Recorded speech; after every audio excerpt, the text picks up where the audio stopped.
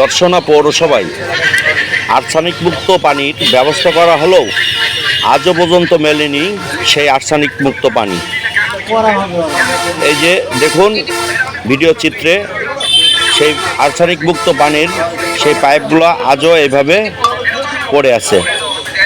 জনগণের ভাগ্যে মেলেনি সেই আর্সেনিক মুক্ত পানি। ধন্যবাদ। দর্শনা পৌরসভা আর্সেনিক মুক্ত পানির লাইন, হ্যাঁ,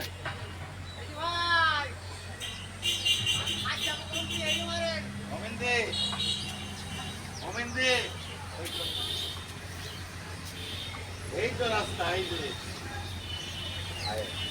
ওই যে রাস্তা।